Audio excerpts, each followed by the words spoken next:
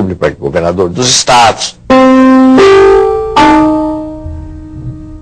O general Castelo Branco, cujo mandato foi até prorrogado contra a vontade dele, ele não queria que houvesse essa prorrogação, não conseguiu fazer um sucessor.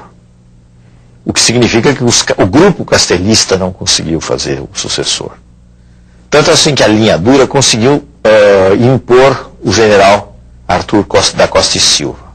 Prometo manter, defender e cumprir a Constituição, observar as leis, promover o bem geral e sustentar a união, a integridade e a independência do Brasil.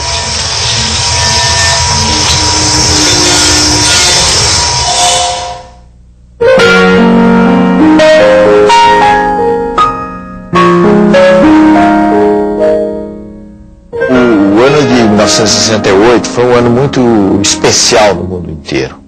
Foi um ano em que houve um grande movimento na França, um grande movimento popular na França, pela mudança não só das instituições, pela mudança dos costumes políticos. Se falava da imaginação no poder, era uma frase do movimento 68. Então, 68 foi um ano que, se não mudou o mundo, pelo menos sacudiu o mundo em todos os planos. Né? No plano da economia, mas eu diria que principalmente no plano da cultura.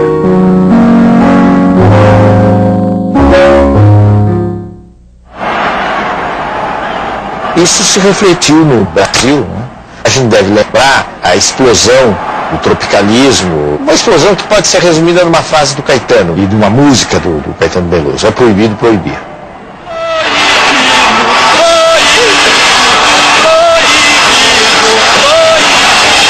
Mas é isso que é a juventude que diz que quer tomar o poder. Vocês têm coragem de aplaudir este ano uma música, um tipo de música que vocês não teriam coragem de aplaudir no ano passado?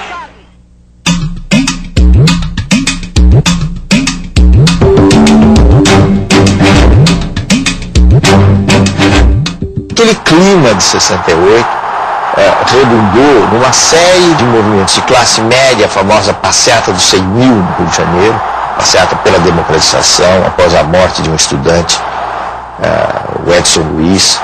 Esta mobilização que caracterizou o ano de 1968 e a convicção ideológica de que qualquer abertura redundava em desordem, entre aspas.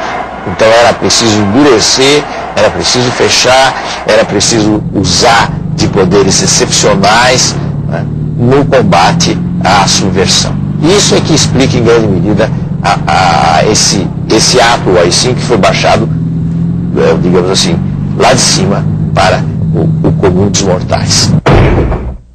O AI-5 estabeleceu de novo uma série de medidas excepcionais que a Constituição de 67 havia suspenso.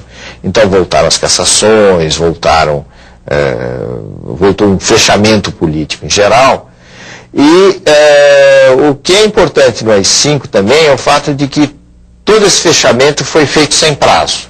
Quer dizer, o AI-5 veio para ficar. É como se dissesse, o AI-5 dura, o AI-5 era um produto da linha dura, o AI-5 dura enquanto for necessário.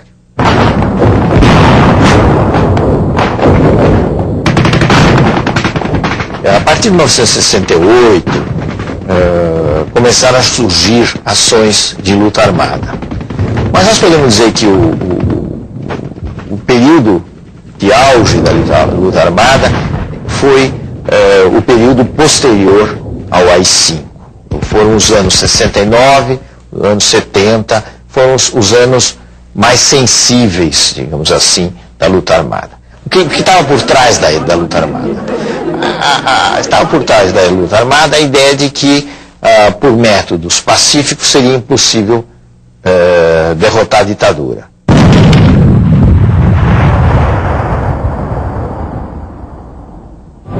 As organizações de luta armada foram várias.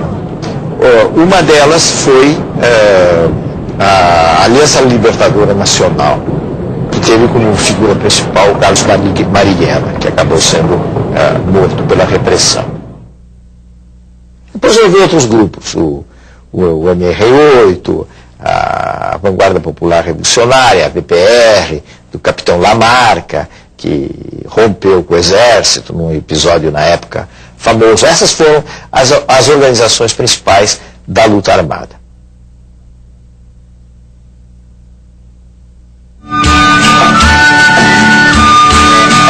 Essa ideia da luta armada foi muito influenciada pelo clima existente na época, né, e pelo êxito da Revolução Cubana. Porque a Revolução Cubana realmente representou alguma coisa de espantosa.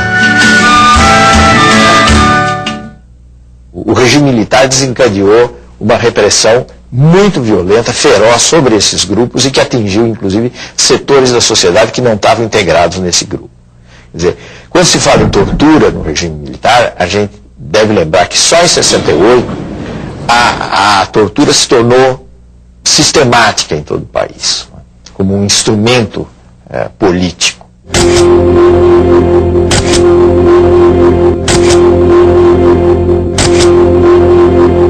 Foi aí então que começaram a surgir mesmo em maior número as pessoas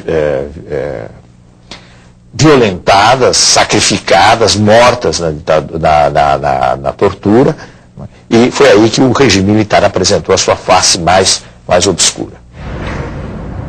É uma questão de justiça resgatar a verdadeira história de uma centena de pessoas, na sua maioria jovens, com sonhos de democracia e justiça social, que enfrentaram a violência da ditadura militar, denunciando-a, desmascarando-a, e que por esta ousadia pagaram um alto preço, a vida. Este processo não é só importante pelo resgate histórico, mas sobretudo na formação da consciência das novas gerações, de que tortura é crime e que esta prática criminosa e covarde tem que ser condenada e abolida do nosso país.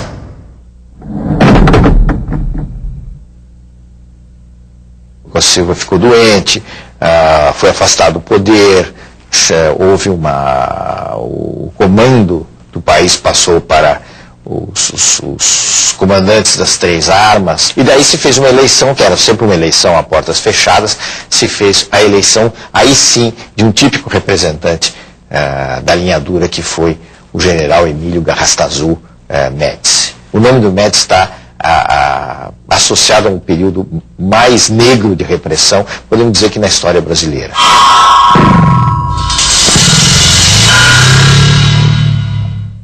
Morto é aquele que tem certidão de óbito e um túmulo. Desaparecido é aquele que a repressão não entregou o corpo e nem tem um túmulo onde se levar uma flor. Eduardo Collier Filho, pernambucano, estudante de Direito, desaparecido. Gildo Macedo Lacerda, mineiro, estudante de Economia, desaparecido. Helenira Rezende de Souza Nazaré, paulista, estudante de Filosofia, desaparecida. Honestino Monteiro Guimarães, goiano, estudante de Geologia, desaparecido. Jorge Leal Gonçalves Pereira, baiano, engenheiro eletrônico da Petrobras, desaparecido. Eu te amo, meu Brasil, eu te amo. Meu coração é verde, amarelo, branco, azul, anil. Eu te amo, meu Brasil, eu te amo. Ninguém segura a juventude do Brasil. Ao mesmo tempo, o governo Médici foi contraditório. Ao lado da brutal repressão, ocorreu o chamado milagre econômico, que só foi possível graças ao saneamento financeiro realizado no governo Castelo Branco.